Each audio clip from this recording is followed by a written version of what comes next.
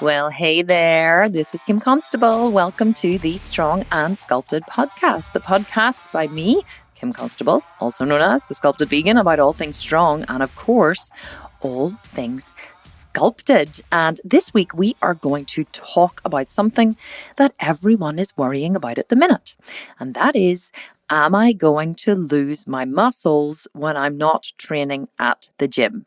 Because yes, of course, all of these podcasts recently have been quite timely in terms of I've been trying to bring you content that is relevant to the situation right now, because I'm not sure when you're listening to this, but if you are listening to it in April 2020, when this is being recorded, then you will know that the whole world is in the middle of the coronavirus pandemic and the gyms are closed and everybody's forced into training from home, and nobody really knows what to do, and everybody's worried that they're going to lose their muscle. So I wanted today to discuss why you probably won't lose your muscle, what to do if you do think that you're losing your muscle, and just to give you some hints and some tips and some strategies just to help you feel better, which is always one of my highest goals.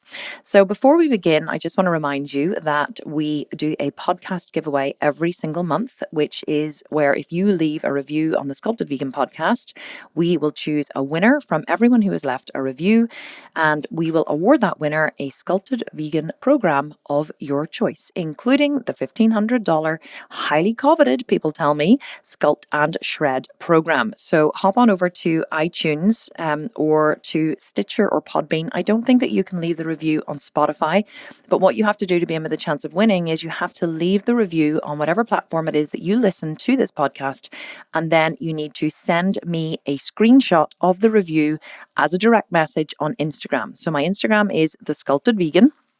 And you have to send me the picture of the review so that I know it's there.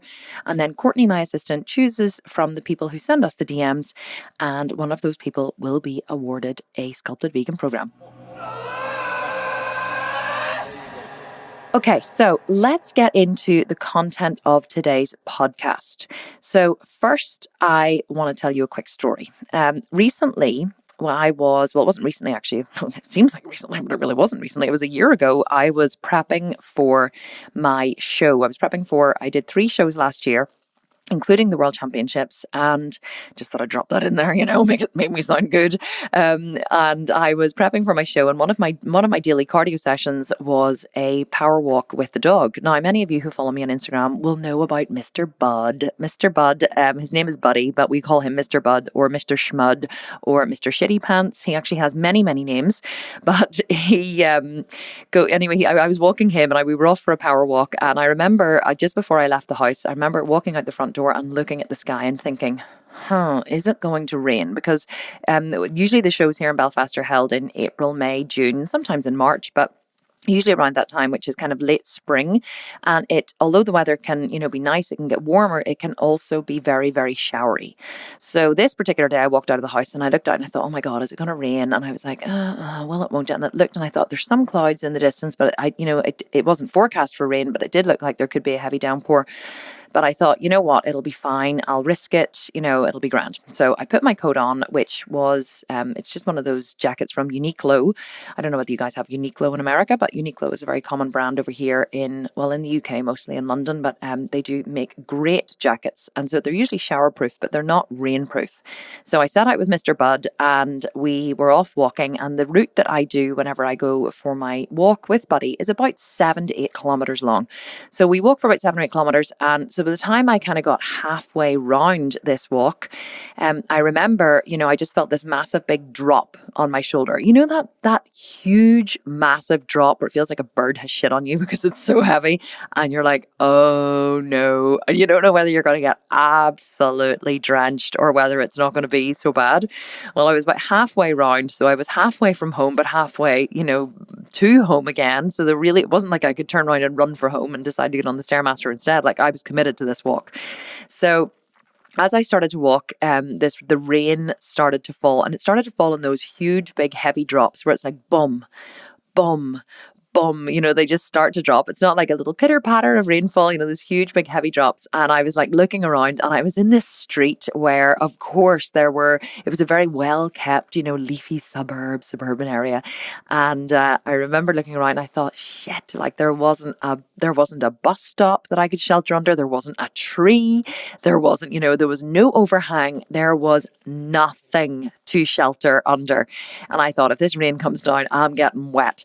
And so the rain started to come down, and it came down in those huge big drops, and it was boom, boom, boom. And then, I was wearing a cap. And so I kind of, I shrugged my arms in really tight around my body, and I stuffed my hands into my pockets, and I pulled the peak of my cap down over my face. And I just kept walking, and I quickened my pace. And, Buddy was, trotting along beside me, and the rain started to, come down harder. And, it just those huge big drops. And then they got heavier and heavier and heavier. And I was like, oh my God.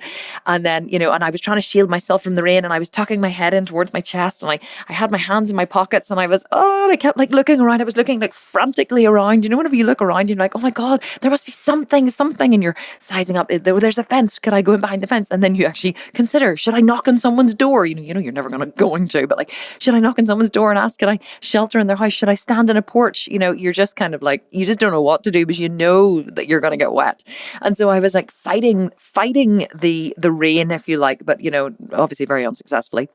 Wishing I had bought an umbrella, wishing I had have stayed at home, wishing I was anywhere but where I was. And the rain started to come down, harder and harder. And I thought, I'll be fine. It'll stop in a second. So I just kept walking and walking and walking.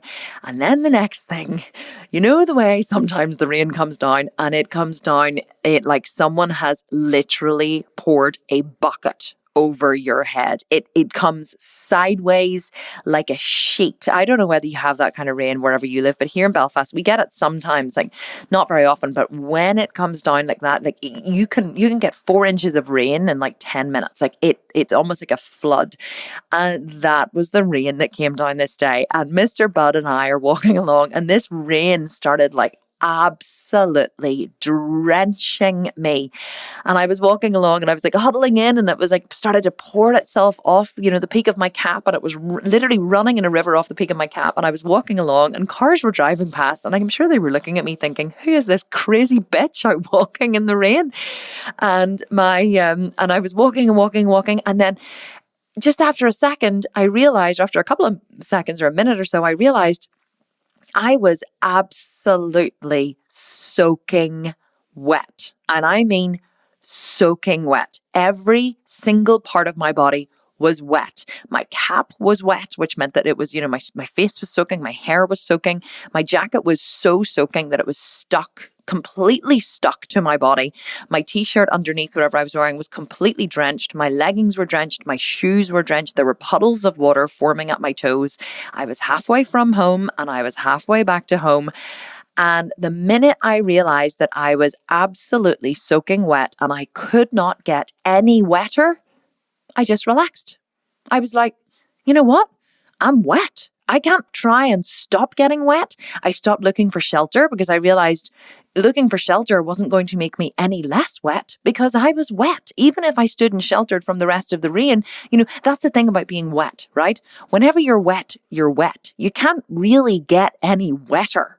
Okay. Like imagine you got into a bath, right? With, fully clothed, and then you got out again, and you're standing there dripping, fully clothed. Once you're wet, you're wet. You can't really get any wetter. And this was kind of what it was like for me that day whenever I was walking. Now, what is the moral of the story that I'm telling you? Well, the moral of the story is that, I've talked about this before, and it's a Janis Joplin quote that I love, right? Janis Joplin, it's not a quote, I think it was in one of her songs, and she had, a line in one of her songs which said, "Freedom is another word for nothing left to lose." And I thought of that in this moment when I was walking, because the minute I realized I was soaking wet, I was completely and utterly free. I felt free. I actually started to enjoy the rain. I started to skip along, and I was jumping in puddles, and I was flicking water at Buddy, and he was shaking, and, and he wasn't cold, but he was trying to shield from the rain in the beginning as well, because he's a Boston Terrier and he does not like to get wet or cold. But then, he just then accepted the rain and just kind of walked on as well. And the two of us were splashing and jumping and laughing. And I ran a little bit to the end, and I realized it was going to be a soggy, uncomfortable walk home. But you know what? There was nothing I could do about it. So I could, walk along by myself and suffer over the fact that I was wet, and I could, be really grumpy and whatever, or else I could just have fun in the rain and enjoy being wet, enjoy the experience of being completely sopping wet on a walk, because I had never really walked completely sopping wet. So that is what actually happened. So that is what happened with the rain or whatever. I did get home. It was fine. It was like a wet t-shirt competition. Eventually the rain stopped, and I had to take off my jacket because it was like stuck to my arms. And I just wrapped it around my waist. And then, of course, it was literally like a wet t-shirt competition. I had these two. It was like my t-shirt was completely see-through. Thank God I was wearing a bra. But, what's the moral of this story, right? Well, the moral of this story is that at the minute, for all of us, life has changed. Okay? Life has changed. The gyms are closed for probably the first time ever in the history of the earth. Well, apart from, whenever we had the plague or the Black Death or whatever, or even like SARS and the bird flu or the, all of those other pandemics that, that went around the world, it wasn't as bad as this, right? Never before has everything completely closed down. But at the minute, the gyms are closed. You are completely and utterly soaked. There is nothing you can do. You can't, unless you own the gym, or unless you have a gym in your house, or, whatever, you can't go to the gym. You cannot train in the way that you used to train. I wasn't able to walk that day in the way that I was used to walking, which was dry and comfortable. I had to walk wet. And so you have to accept that you cannot get to the gym, and you are now having to find some other way to train, or some other way to satisfy, the endorphin rush that you need, or some other way to keep your muscles big, or whatever it is that you train for, whatever your reason. You're going to either have to change that reason, do something new, or just accept the situation for what it is. Because there's a beautiful thing happens whenever you accept a situation.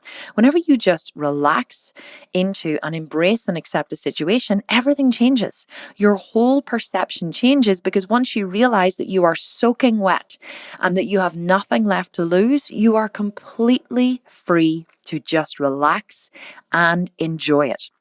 And in fact, the more flexible you can be in life, the happier you generally are. The people who are the most adaptable to change, who is it? Abraham Maslow said, change is the only constant. I'm not sure whether it was him, but it was somebody said, change is the only constant. And it's true in life. Change is the only constant. We fight as human beings to keep things to stay the same, because we like autonomy. We like things to be controlled. We enjoy predictability. It gives us a feeling of security and safety.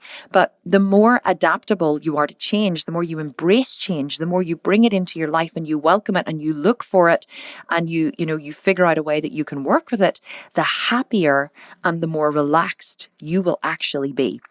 So that is the first thing that I think that you have to do, or I'm encouraging you to do, now that you are thrust into the world. I make it sound so dramatic, don't I? But now that you're thrust into the world of training from home, the first thing I would advise that you do is just relax, enjoy it, get completely and utterly soaking wet, and accept and embrace what you cannot change. Okay, so the second thing that I want to talk about is the fact that your muscles don't shrink or don't atrophy, which is the word that we use in bodybuilding. They don't break down as fast as you think they do.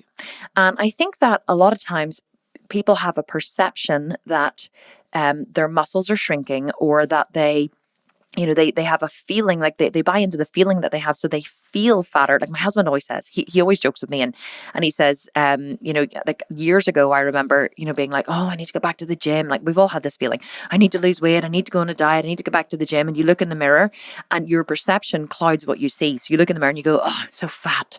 Oh, my stomach is so big. I'm so bloated. I'm so this, I'm so that. You look in the mirror and you see what you want to see. And then you go on a diet. Okay. You start your diet, you start your training program, you get up in the morning, you do your yoga, you go for a run, you go to the gym, whatever it is that you've said you're going to do. And you look in the mirror that night and you go, I think I have lost weight. I look much better. Wow. Yeah, I'm definitely, I can see the changes happening really quickly. Like we see this all the time in our 18-month Sculpt and Shred program, and people are like 3 days in and they go, I can see the changes in my body already. And I always laugh and have a wee smile to myself, because it's really not that they can, they probably can see some changes, but it's usually just water or, dropping water or whatever. But quite often it's just that their perception has changed. They feel better about themselves, so they see themselves looking better in the mirror. So what can happen though is that whenever we don't really understand the science behind muscle atrophy or muscle building, or whenever we don't understand what happens with whenever our muscles fill up with glycogen, or whenever they get depleted of glycogen, and all those different things, we can look in the mirror and we can trust what we see.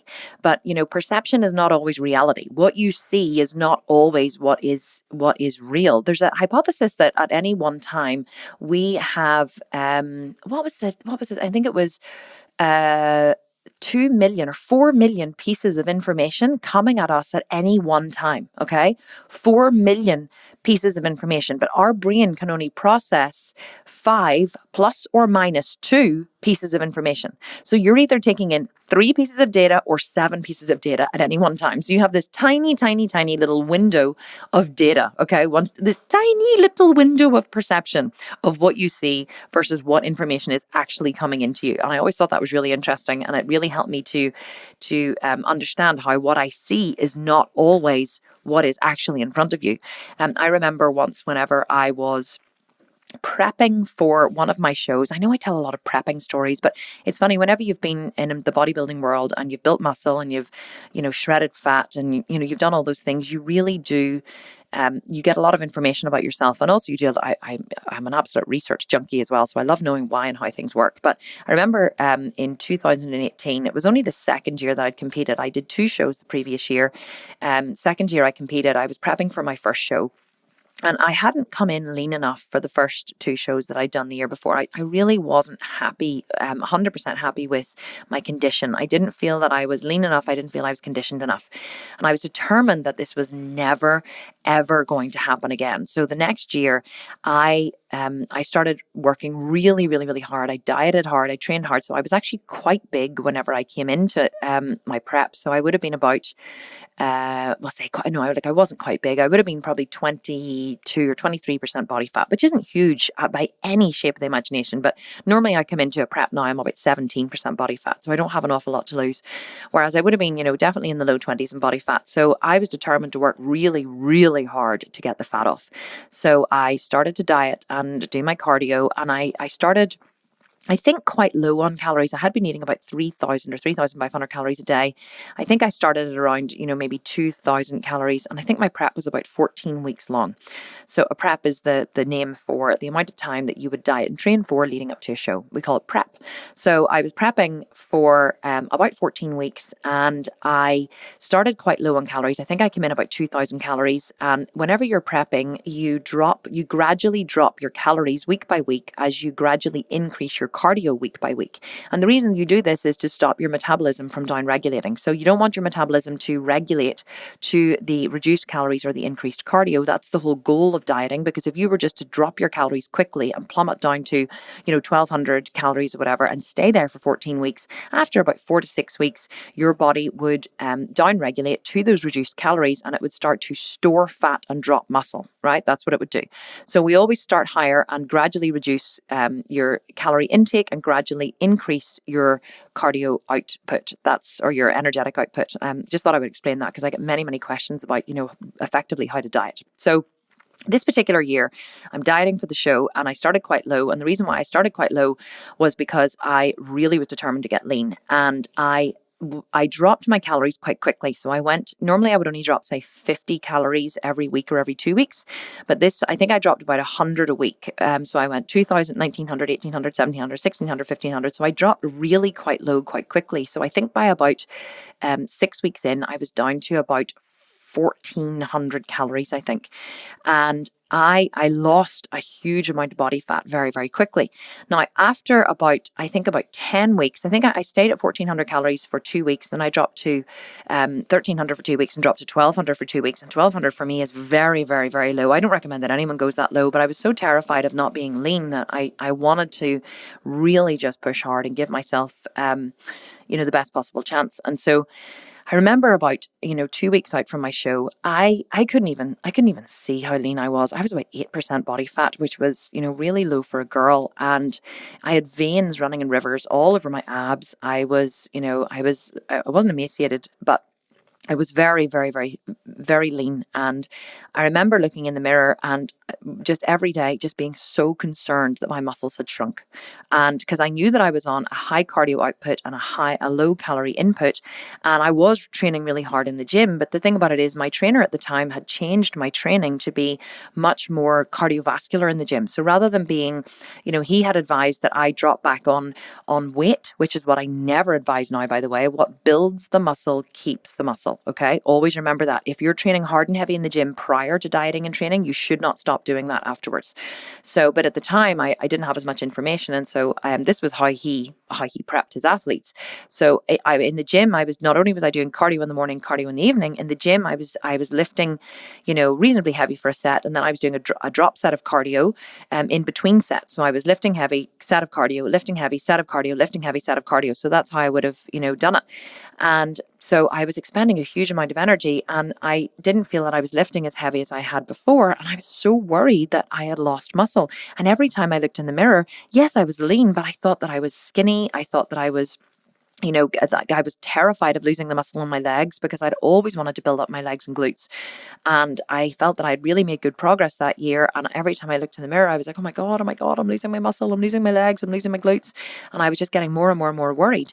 And then, then what happened was I hadn't been allowing myself any refeed days either. So everything that I do now, it was like literally the complete opposite of everything that I do. So I didn't allow myself any refeed days. Now I have a good refeed day at least once a week because refeed days are really important for keeping your leptin levels high. So leptin is the hormone in your body that regulates metabolism. It means that you don't lose your menstrual cycle whenever you're, the only reason why women lose their menstrual cycle when they're dieting is if their leptin levels drop too low. So if your leptin levels stay high, which you keep them high by having a big carbohydrate refeed meal every week. That's what keeps your leptin levels high and that's what keeps your metabolism roaring along. So anyway, I wasn't having a refeed meal. And there's a reason why I'm telling you this. I wasn't having a refeed meal regularly. I think I'd only had about 2 in the entire 10 weeks that I'd been prepping. And this particular day, my coach said to me, go and have a refeed meal. And I was like, no, it was only 2 weeks out. And I'm so, and he was like, Kim, seriously, you are 8% body fat. You could eat McDonald's for 4 days and you could eat 4,000 calories for 4 days and 5 days, 6 days a week. And you wouldn't put on a peck of fat. And I was like, really? And he was like, go and have a refeed meal. I said, okay, I'm going to have pizza. So there's this restaurant that we go to in Belfast. My friend actually owns it, one of my best friends. It's called Green's Pizza. And Green's were one of I think they were the first, of course, because I was pushing William to do it. They were the first pizza restaurant in Belfast. They have 3 restaurants. And they were the first one to offer vegan options for their pizzas. And I said to William whenever he started it, I said to him, don't just offer vegan cheese on the pizza. I said, everything that you can do vegan, do vegan garlic bread, vegan cheesy garlic bread, vegan, desserts, vegan chocolate brownies, vegan Nutella, on your desserts. They do these like Nutella dough balls and stuff. So anyway, he did, which was amazing. And so this day we went to Greens, and because I can have everything on the menu, oh my God, I went and I had, garlic, vegan garlic bread, cheesy garlic bread to start, which he does. It's called Dragon's Tongue. And he puts like this chili sauce all over it. Sorry if you're dieting at the minute. If you're on my Deal House Shred program and you're dieting, maybe you're doing your cardio listening to this and you're like, I fucking hate you right now. You're talking about vegan garlic bread, dripping with garlic butter and chili sauce and vegan cheese. So that's what I had for starters. And then for my main course, Ryan was like, do you want to share a pizza? I was like, do I want to fucking share a pizza? Are you kidding me? I'm not sharing a pizza with anybody. I haven't eaten for the last 10 weeks. So I got like a large pizza and oh my God, I wolfed that pizza into me. I always have mushrooms. People ask me weird questions like this. I'm just going to tell you what I have. I have mushrooms, chili peppers, and jalapenos, mushrooms, jalapenos, and peppers on a pizza. Or sometimes I'd have this lovely one that they do with like slices of zucchini, which is courgette, and garlic and spinach. And oh my God, it's just amazing. And vegan cheese, of course. So I had a large pizza, and then I had, for dessert, I had a vegan chocolate brownie with vegan ice cream and vegan chocolate sauce. And I think there were nuts sprinkled on there as well. Oh my God, it was absolutely divine. And I think I had a bottle of beer too. And so, anyway, the reason why I'm telling you this food story is because I went home that night and I went in to my dressing room to take my clothes off, and I looked in the mirror and I was like, oh my holy good fucking God. Seriously, those were the words that came out of my mouth. My quads, right? Now I remember the rest of my body was pretty big too, but my quads had blown up, right? I mean blown up. They were double the size that they had been before I went to the restaurant. Double the size. I'm not even kidding. In fact, if I can find the photo, I will post it in the show notes of this episode on my Instagram, or on my on my website. My quads had doubled in size. I remember I went immediately and got my phone and I started taking photos and I sent them to my coach. I was like, look at the fucking size of my quads. And he was like, yeah, that's just the glycogen. He said, I told you you hadn't lost muscle. He said, you were just, glycogen depleted. And he started to explain how whenever you are dieting and you're on low calories, and you have a high energetic output and a low energetic input, you're putting out a lot of calories, in your cardio, but you're not taking in a lot of calories in terms of glycogen. So your muscles don't have any glycogen stores. Whenever you eat food, you bring in energy, and your food, your body converts that food to energy, to glycogen, and it stores the glycogen in the liver to fuel the brain, and then it stores some in the muscles to fuel the muscles, and then the rest it just converts to fat stores, which are your body's secondary energy source for future energetic needs. So because my body had been so depleted in glycogen, that's why I looked so skinny and depleted. We call it, actually, we call it prep face. Your face always looks really weird whenever you're prepping. You look like you have some kind of serious illness, to be honest, because you're so gaunt. But so that's basically what had happened. And so I didn't in that moment really understand how that was possible, or just how possible that was. I had looked in the mirror and I had believed that because I looked skinny and because I looked, my muscle, because my body looked smaller, not only from the reduced body fat, but it just looked smaller. My shoulders looked smaller, my back looked smaller, my legs, my glutes, everything looked smaller, but I hadn't actually lost any muscle. It was just that my perception was skewed. My perception was that my muscles were smaller, but actually my muscles were just depleted in glycogen. And once I ate loads of pizza, my muscles just completely blew up again. Now, the reason why I'm telling you this is because you may not have lost muscle when you think you have. And unless you have the data in front of you, unless you've actually had a DEXA body scan, or unless you have been measuring with photographs with a measuring tape, weighing yourself on the scale and measuring the data over a long period of time, you really don't know what's truth and what's perception. That's why scientists measure everything. Did you know that in order for something to be a science, it has to be verifiable, measurable, and reproducible? So you have to be able to verify your results, measure them, and then reproduce them again and again and again. That is how something is defined as a science. Whenever people say to me, oh, but it's science, I'm like, well, can you show me the peer-reviewed, scientific literature? And they're like, the what? So unless something is verifiable, measurable, and reproducible, it's not actually a science, okay? But so quite often then it's just that we think something is true. And if we think it's true, then we believe it must be true and we make it true, but it may not actually be true. Because here is the truth, right? Muscles don't atrophy as quick as we think, right? They don't break down and shrink as quickly as we believe that they do. And we believe that they shrink faster because we look in the mirror and we think they're smaller, but actually they could just be depleted in glycogen, or they could just be, not being used. So let me just explain a little bit more. So recently I read a study on PubMed, right, which showed that leg muscle does not atrophy until a month into zero exercise. So you could do zero exercise for a month. You could lie on a bed in hospital, right, from an illness and feel like all of your muscles were wasting away. But the science, right, the peer-reviewed science proves, now I don't think that they have done extensive tests in humans.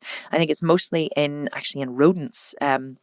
They looked at in other animals, but it shows that in those animals, actually, you know what, there has been a lot of, so I'm going to back up a little bit. There actually has been a lot of anecdotal evidence and a lot of studies that perhaps isn't based in science, because I'm very careful about what I quote, but that actually where they have measured, rather than measuring things like the myonuclei, which we're going to talk about in a little second, which are cells inside your muscles, they have actually done different measurements, which show that it takes at least a month for your muscles to start breaking down, despite appearing smaller. So it could be lower glycogen levels that make them appear smaller, or it could be the fact that you're not in the gym, so you're not seeing a pump in your muscles, which make you think that your muscles are bigger, because you look at your muscles in the gym and you go, oh, wow, look at those delts, look at those legs. So maybe because you've got a pump, right, your muscles are filled with blood and you think that they're bigger.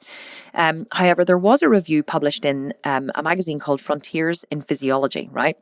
So Frontiers in Physiology showed that the nuclei gained during training remain even when muscle cells shrink due to disuse, or you maybe haven't been using them as much as you were before. Maybe you're not lifting as heavy, or even if you are completely incapacitated because of sickness.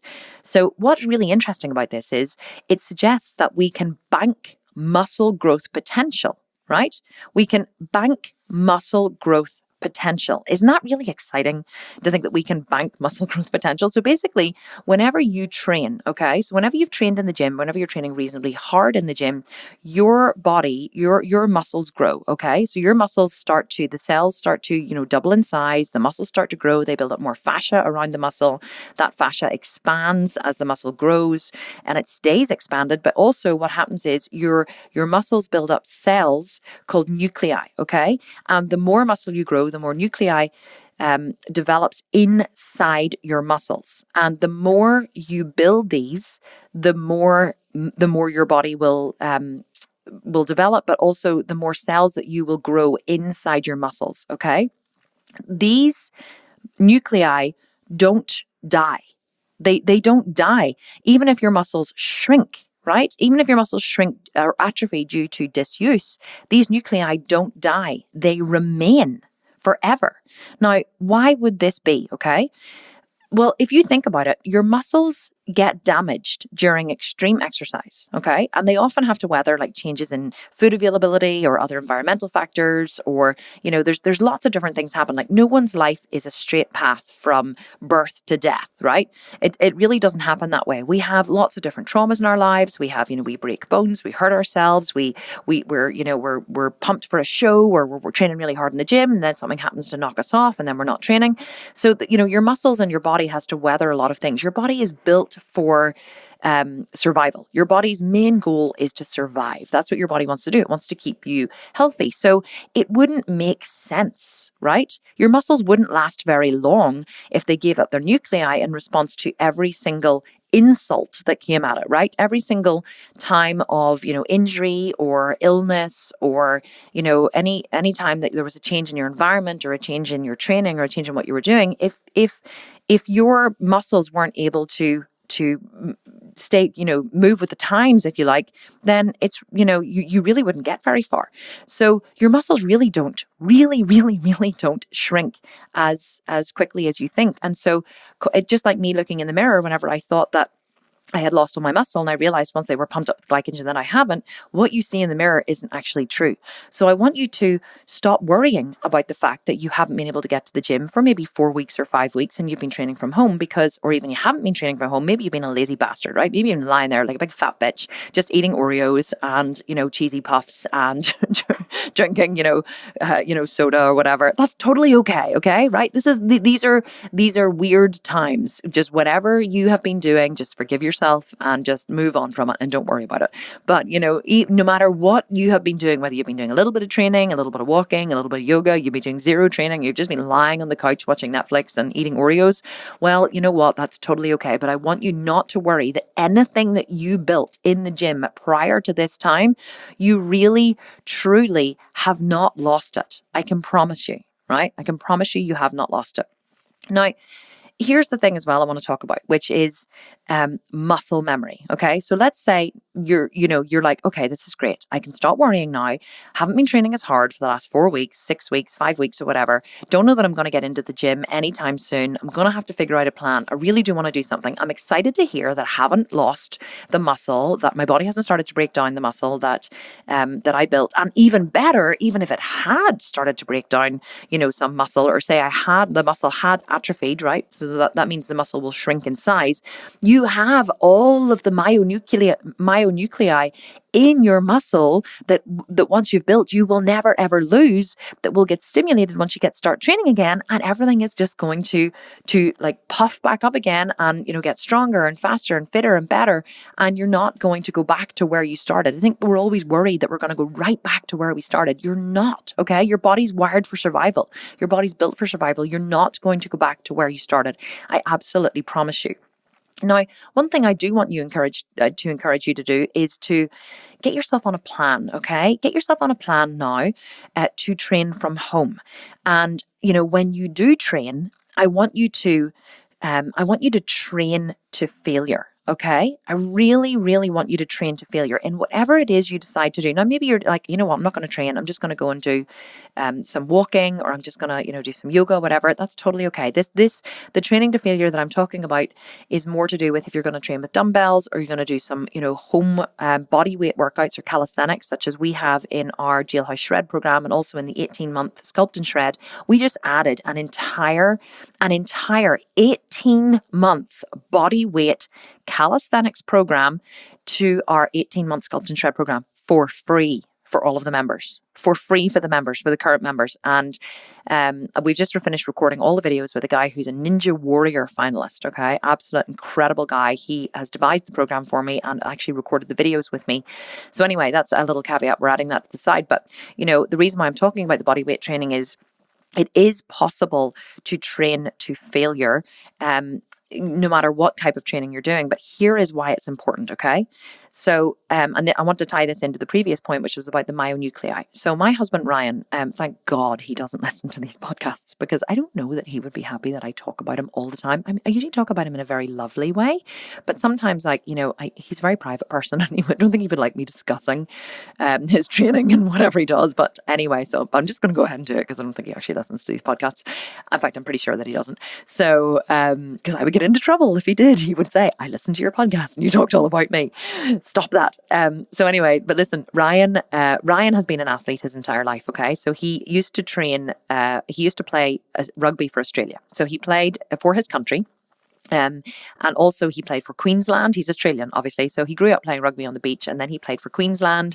And then he moved to London and played for a team called Saracens. And then he came to Belfast and he played for a team called Ulster. So he was a professional athlete his entire life. And I love to tell this on my podcast that he still holds, I'm so proud of him, he still holds the highest number of tries scored in an English Premiership rugby game today. Nobody has ever beaten his record. I think he scored 7 tries in one game, and he's now nearly 50. He's 50 this year. So anyway, Ryan has trained his entire life, okay? And that's relevant to the story I'm telling you. He's trained his entire life. He's always trained in the gym. He's always trained for functional fitness and strength. Now, he's never trained as a bodybuilder, and he's still not training as a bodybuilder because he's not going to do a show, but he's always trained, okay? And he's always been running around a rugby field, and he was always extremely fast. I think he used to play centre. Not that I know anything about rugby, but he was very fast, and he obviously trained a lot to be a professional athlete. So Ryan started training in the gym he started training with me just before Christmas last year. So this is April 2020. This is being recorded. So at the end of last year, he started training in the gym with me. And I would say we probably started training together in November, but he really wasn't, we were training together, and I was trying to push him to train to failure, but he still wasn't really sold on the concept of training to failure. Ryan, before he started training with me in the way that I train, which is high intensity training, which involves going to failure and beyond failure in the final set of your exercise. He wasn't really sold on that concept, and up until that point he was training in the gym, but he would have, if the exercise program had said do 4 sets of 12 reps, Ryan would have done 4 sets of 12 reps, and he would have stopped at 12 reps. Okay, even if he had more reps in the tank, if the exercise program said 4 sets of 12, Ryan stopped at 12. Whereas the principle of high intensity training is that if you have more fuel in the tank, if you have more reps in the bank, if you have not reached total muscular failure, then your muscles have no reason to grow. So Ryan started training with me, and I was trying to push him, and I kept saying to him, will you not come train with Mark and I? Because when I say training with me, we would have trained together on a Sunday. So I gave up one of my days training with Mark, and we would have trained on a Sunday and sometimes midweek as well. And then it started that I would, once he got into, he got used to having a training partner, he began to enjoy it. So I would go to the gym with him, go to his gym, and I would train shoulders with him or back or whatever, and I would spot him.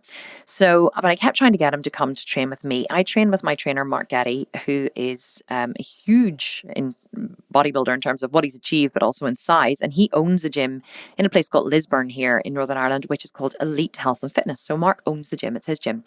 And it is like an incredible gym. He basically built the gym that he would want to train his body, which is as a professional bodybuilder.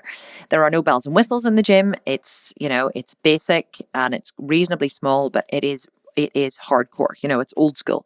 And so anyway, I kept trying to pursue, and I train with Mark 5 days a week. Well, I used to train Monday to Friday, but now we train, before the whole coronavirus, we train Monday, Tuesday, Thursday, Friday. So I was trying to persuade Ryan to come train with me. He wouldn't do it. And then one day I said to him, okay, I'll make you a deal. He kept wanting me to do these Blaze classes. Okay. So Blaze is like this form of HIIT cardio. Now I detest HIIT, as in HIIT, as in high intensity interval training. Okay. I detest high intensity interval training. I'm using the word detest here. Okay. Very strong word about high intensity interval training. I detest it. It is not anything that I would ever choose to do or enjoy. And Ryan knows this. So I said to Ryan, please, please, please, please, please come and train legs with Mark and I. And he was like, no. I said, please, Ryan. He said, I'm not driving all the way to Lisburn. I said, it's only 20 minutes from the house. He was like, but then I have to do this, blah, blah, blah. I said, we'll go earlier. We'll go earlier before you need to go to the office, or we'll do this, whatever. So I kept negotiating. So then he goes to me one day, okay. And I said to him, okay, I'm going to give him the ultimate thing. So I said to him, okay, I have a deal for you. And he said, what? And I said, I will come to a Blaze class, because he kept trying to get me to go to these Blaze classes. I will come to a Blaze class if you come and train legs. And he looked at me and his eyes lit up and he was like, really? And I was like, mm-hmm. And he was like, okay, deal. And he made me shake on it. I was like, oh my God, what have I done? But actually, that is how much I was willing to sacrifice to get my husband to come and train. And the reason why I wanted him to come and train with us in Lisburn was because I hate seeing someone put in effort and not get the result that they could get. I am all about maximum effort for maximum output. Now, when I say maximum effort, I actually don't even mean maximum. You know what? I'm going to reframe that. I'm all about minimal effort for maximum output. I hate seeing people working and not getting results, whether it be in business, whether it be in the gym, whether it be in yoga, whatever. I just want to find the hacks in everything I do. Give me the life hack. Give me the gym hack. Give me the business hack. Show me the fastest way that I can achieve my goal. And I am there with bells and whistles on. And I could see Ryan going to the gym 5 days a week, training for an hour, and his body wasn't changing. It wasn't changing. And he was doing this for maybe 6 months. He trained his entire life, but someone else had always written his program for him. And also he was training for a specific purpose, which was, to play on a rugby field, right? And I could see him training, and I could see him putting in the effort and putting in the time more than anything. It wasn't even that he was putting in the effort as much, because he wasn't training anywhere near as hard as I train, but he was putting in the time and he wasn't getting the results. So I persuaded him to come and train legs with Mark, and it was pretty ropey. Like, he learned what hard training was that day. And then he came and trained legs again the next week. And then the next week he came and trained legs and back. And then he came and trained legs, backs and shoulders. And then he came trained chest, legs, backs and shoulders. And from there on in, all he ever did was train with Mark. So even whenever I'm not training with Mark, Ryan still goes and trains by himself with Mark. So the reason, so what happened then was he started training with Mark. It was only in January. Okay. So he started training with Mark in January, and see, between January and, so it was about 3 months, right? Mid-January to say mid-February or mid-March, I think it was. So that was only 2 months, right? In 8 weeks of training with Mark, Ryan's body changed more than in 3 or 4 years of training himself. 3 or 4 years. I swear, I started to take pictures of him, right? Whenever he was standing, I said, I took pictures of him at the start, and then started to take regular pictures of him weekly, just so he could see the progress. See, whenever he walks around the garden, he's shirtless, and I look at his back, see his lats and his traps, see the size that he has put on in his legs, his outer quad sweep. And my legs used to be bigger than Ryan's. His outer quad sweep is unbelievable.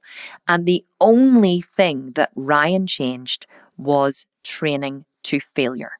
Now, what do I mean when I say training to failure? Well, your muscles only grow in the final reps of the final set of your exercise. It doesn't matter whether it's body weight exercise. It doesn't matter whether it is you're training with dumbbells at home. It doesn't matter whether you're in the gym using machines or dumbbells or whatever. Your muscles only grow in the final reps of the final set of the exercise. How so?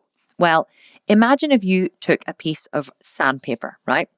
And you opened the palm of your hand and you started to rub a piece of sandpaper across your hand. Now, the sandpaper would feel uncomfortable, but it wouldn't cause any real trauma to your hand, okay? So say you started to rub it back and forth. So you're like, I'm rubbing here, right? You can hear me? Rub, right? So I'm rubbing back and forth across my hand. I'm not actually using a piece of sandpaper, by the way. But so if you started to rub a piece of sandpaper across your hand, initially, there would be no trauma to your hand, okay? Now, maybe if you stopped, right? So say you did it for about 30 seconds and then you stopped, your hand might be a little bit red. Maybe it might be a little bit tender for a day. But then the next day, it would be totally fine again. Now, but if you kept rubbing that sandpaper and rubbing and rubbing and rubbing until your hand started to bleed, then you would actually cause trauma to your hand. Then your body would recognize the trauma. If you didn't rub the sandpaper across it again for, say, another 2 to 3 days, your body would heal your hand. So your body would start to form scar tissue over your hand in order to protect itself. Your body would want to strengthen your hand and protect it from that stress in the future, so that if it ever happened again, it would be able to handle it because it's stronger. That's what your body does. Your body goes, oh, there was trauma to this area, so we're going to now protect this area just in case this ever happens again. So it builds it back stronger. That's exactly what happens with your muscles. So when you go to the gym and you do, or at home, or you're training with body weight exercises, and you only do, so you do so there's 2 schools of thought. There's high volume training, HVT, and then there's high intensity training, HIT, which is not to be confused with high intensity interval training, which is cardio, okay? So if you go to the gym and you do high volume training, which is you do lots of different sets, but you never truly reach failure, it's the same as rubbing that piece of sandpaper over the palm of your hand and not drawing blood. Yes, you will cause a little tiny bit of trauma to your hand. And if you kept doing it over and over and over and over and over again, for years and years and years, then yes, the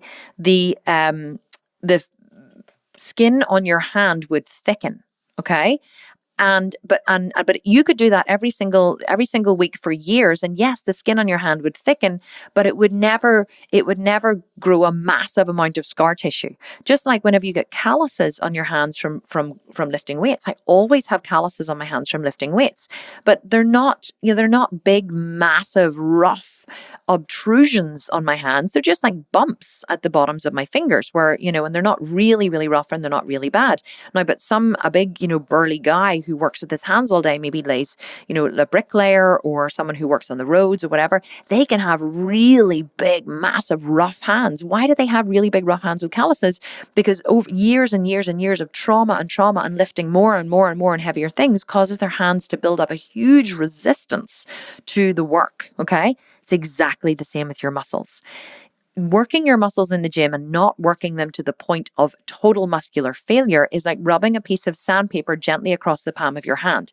It feels uncomfortable, but nothing actually changes. If you rub that sandpaper to the point where your hand bleeds, then something changes and your body has to rebuild it back thicker and stronger. This is exactly what happens whenever you train to failure in the gym or at home with your body weight exercises or with your weights.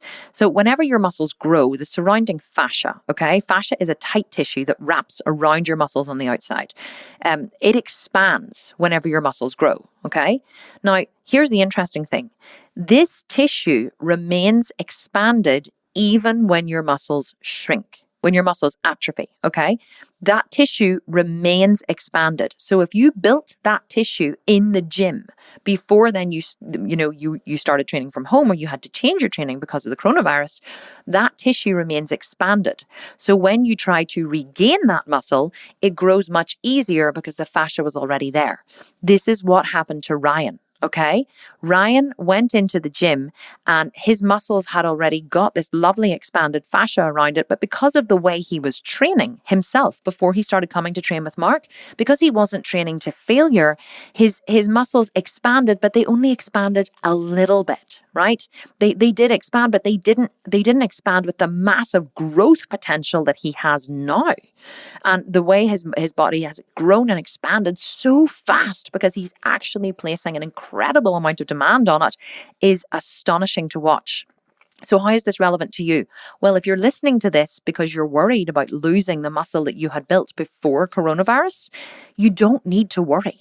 Because not only have you built up a lot of myonuclei in the cells, which will grow and expand again, which will never shrink and die, but you have also built up a lot of expanded fascia around the muscles, which remains expanded even if your muscles do shrink, okay? Even if you do lose some muscles and they don't shrink, they atrophy.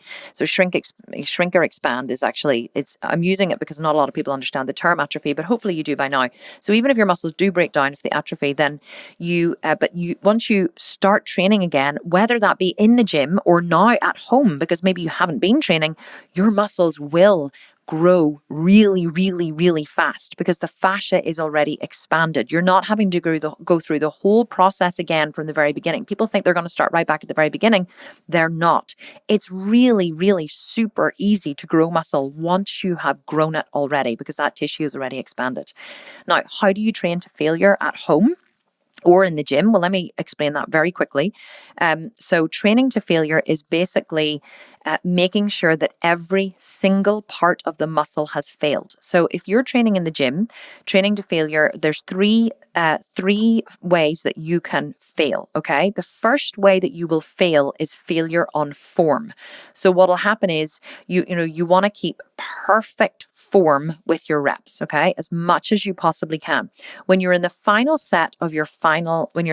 reps of your final set of the exercise, you will find that you want to choose a weight that's heavy enough that you can keep perfect form for at least the first 4 to 6 reps, okay? Now, at 6 reps, you may find your form starting to go, which means that you cannot go through the full range of motion from full stretch to full squeeze the way that you could with the first, 4. It may have been extremely difficult to do it with the first 4 to 6 reps, but you want to try and keep that form. Once that happens, you will start to notice that your muscles will start to fail on the positive. Now, the positive part of the rep is when you push up from the bottom of a squat or when you're doing a bench press and you push the bar up, or when you're, say, doing a press up on the floor and you go down to a lowered position and then you push back up. It's when you're doing a pull up. Whenever you actually pull up in a pull up bar, that is the positive part of the rep. In a bicep curl, it's where you curl the bar, you curl the dumbbell up towards your shoulder. The first way that you will fail is that you'll fail in the positive, i.e. you will stick. So you will reach a point a point of failure at some point in that rep, that's when you need to have a training partner or a spotter, okay? Most people stop at this point. Whenever they can't move the positive part of the rep, they stop. They rack the bar, they think they're finished, okay? That's when your muscles have reached the point where they're about to grow. I need to repeat that, okay? You listening? That's where your muscles reach the point where they are about to grow. That's where you've been rubbing the sandpaper over the palm of your hand and it's just about to break the skin. If you don't break the skin, if you don't push past that point, your muscles have absolutely zero reason to grow. Zero reason to grow. Muscles respond to stimulus and they respond to damage. You literally want to exert as much damage to the muscle as possible so that it can heal back thicker than before. So at that sticking point on the positive part of the rep, that's when you want to have a training partner or just in some way, just keep, say you were doing a pull-up, right? You could put your feet on the ground, but you can't pull yourself up anymore. That's when you put your feet on the ground and you pull yourself up, okay, to the starting position, and then you lower yourself with control on the negative. Most people ignore the negative part of the rep, but in the last couple of reps, in the final reps of the final set of your exercise, if you get a spotter to help you with the positive part, and in the last couple of reps, they can even actually like lift the weight right up. Now, if you obviously still want to be pushing it if you can, because you want to get, squeeze out every last ounce of effort. But whenever I'm training with Mark, if I'm doing say a shoulder press, a shoulder machine press, on the last couple of reps of the final set of my really heavy set, Mark I am still pushing it all the way to the top. But I mean, I couldn't do it if Mark wasn't helping me lift it. He's taking probably 70% of the load and I'm taking 30% of the load in the final 2 reps. But I always lower it slowly on the negative. And the only time your muscle fails is when you can't actually lower the bar with control.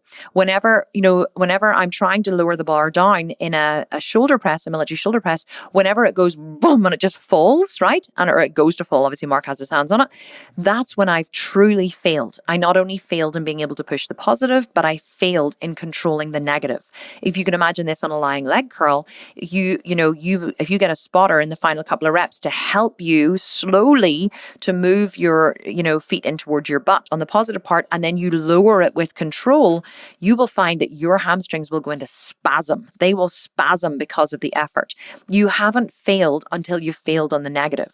So what does this look like if you're training from home? Well, if you're doing push-ups, for example, then if you cannot push yourself up anymore, but you can still lower with control, you haven't failed. So what I would do is I would bring my knees into a box position, push myself back up. Then I would go back out to a full press up position and lower with control. Knees in, push up, go back to a full press up, lower with control. Paul and I have just added, Paul is the calisthenics expert who helped me develop the home program for the Sculpt and Shred. He and I have added an exercise into the phase 1 of the program, which is negative chin-ups. So basically what you do is you pull yourself up or you step up into a pull-up position so that you're holding onto the bar and your biceps are contracted, and then you lower yourself in the negative for 5 reps. We put a lot of negative exercises into the program because negatives are so important for building muscle. So you want to try and find a way that you can go to total muscular failure. If you're doing squats, bodyweight squats at home, if you're doing Bulgarian split squats for legs, if you're doing sissy squats, if you're doing, any kind of leg exercises you're doing at home, you want to go until literally your muscle is cramping, burning, and you cannot move your leg 1 more inch. That's failure. That's rubbing the sandpaper across your hand until it bleeds. That's actual trauma. That's what you want to do in order to keep the muscle that you have at home. It's so, so important. And it's something that most people miss. And anyone who trains consistently to failure, like everyone in my Jailhouse Shred program at the minute, I did a Facebook Live last week. I do a Q&A every Monday, and I was teaching them all the concept of training to failure. And they literally, the reports in the group the next week, they were like, oh my fucking good God, I really was not pushing myself hard enough. Once I truly understand the concept of training to failure, I am dead. And anyone who is consistently training to failure is not worried about losing muscle. Let me tell you, there is not one person in my Jailhouse Shred program who has worried or complained about losing muscle. Not one. Okay. Not one single person. Because let me tell you, when you are training the way that I teach you to train in either the home program of the Sculpting Shred or in the Jailhouse Shred, you're not worried about losing muscle because you know that there is no way you could lose muscle training this hard. Okay, so let's round this all up just to bring it to a close. So what should you do to, keep the muscle that you have and to not worry about losing muscle if you're not able to train from the gym? First of all, stay calm. Accept what you can't change. Remember the story about getting absolutely soaking wet? You, my dear, are soaking fucking wet. You can't get any wetter. You're at home. Your gym is closed. Accept it. Do what you can and do not stress. Number 2, make a plan. Okay? Make a plan. I don't know if it's in your budget. If you do want a program to work in the short term, we have a 4-week Jailhouse Shred program, which has a full body weight program at home. You need zero equipment. I believe body weight training is so much more effective than training with 2 pink dumbbells and a resistance band. Really, I truly believe that it is. So if you want that, it's only $97. You can pick one of those up. Or you know what? There's loads of free shit all over the internet. Go onto the internet, Google body weight exercises, and just download a free program and just, and work it. Now, of course, in the Jailhouse Shred, you also get meal plans and you get support and you get like a full, I think it's like a 93-page PDF that comes with it. So I'm just giving myself a shameless plug here, but I don't really care because I do create programs that actually frickin' work. But also the 18-month Sculpting Shred, we're going to open it back up again because so many people wanted to purchase and then couldn't, and we didn't have the home program, which we've now added. So we're going to open it back up for anybody who wants to purchase for the next couple of weeks, just because we have added the home program and it's so amazing. So if you do want a body weight training program, you can do, even when the gym's open again, you can supplement your gym training program. We have those available for you. But again, doesn't matter whether it's my plan or whether it's someone else's plan, just get a bloody plan. Just make yourself a plan. Just, treat your training like you're going to get up in the morning and you're going to, you're going to train at 8 a.m. You're going to eat and then you're going to train at 8 a.m. or 9 a.m. or 10 a.m. Just set it in your plan, set it in your diary and make it a priority. Okay. The third thing you need to do is find a way to train to failure and challenge yourself. Find a way to challenge yourself, whether you are training with resistance bands or with dumbbells, or whether you're training at home or you're doing your body weight exercises, or you're doing yoga, just whatever it is, find a way to challenge yourself. Because when you challenge yourself, you release endorphins in your body, everything changes. It's incredible what a good challenge does for yourself. Set yourself a goal and then work towards that goal and say, in 4 weeks, I'm going to weigh this, I'm going to look like this, I'm going to be able to do 10 pull-ups, I'm going to be able to do 10 press-ups, whatever. Just set yourself a challenge and work towards a goal. And then the final thing I want to advise you is don't worry that you're going to lose muscle, because you have all of the myonuclei built and it will quickly grow back again. Any muscle that you've lost will quickly grow back again once you do get back into your gym training routine. So even if you do lose muscle, which is going to be highly unlikely as long as you're still stimulating it and training to failure, you're not a victim of this, by the way, guys, okay? You're not a victim of coronavirus. There are many, many different ways to skin a cat for a terrible, terrible knowledge. I don't even know why that saying exists, but everyone knows what it means. There's many ways to skin a cat. You do not need to have gym equipment to keep the muscle that you have. Okay, find another way. Get on a body weight exercise, a calisthenics, body weight training, and honestly, watch just how quickly you can keep and even grow more muscle. But even if you don't do any of that and you just decide to, you're just going to relax and enjoy this time with your family and you're going to take the pressure off yourself and not train, then don't worry, because once you get back to the gym, I swear to God, everything that you built before will come back super, super fast. So I hope that you enjoyed this episode. It's something that I've been wanting to make for a while, so I'm really glad that we had a chance to chat about it.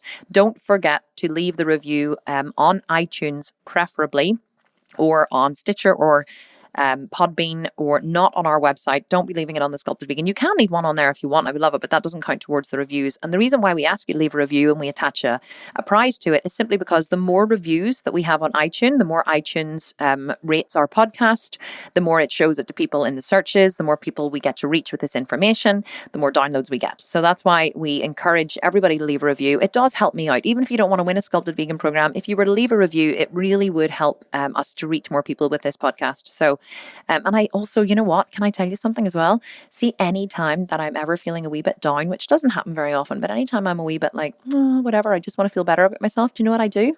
I go on to the podcast, or onto the app, the podcasting app, or I guess I go on to Chartable, which is our online platform that we use to review the podcast. And I read all the reviews. I read all the reviews of people, of what people leave. And I love reading the reviews. And I just wish that I could reply to every single one. So don't think that I don't see them. I do. I read every single one. And I love that you guys are loving this podcast. And I love what you write. And I love that you love my no BS attitude. That's what I always hear. Oh, I love Kim and her no BS attitude.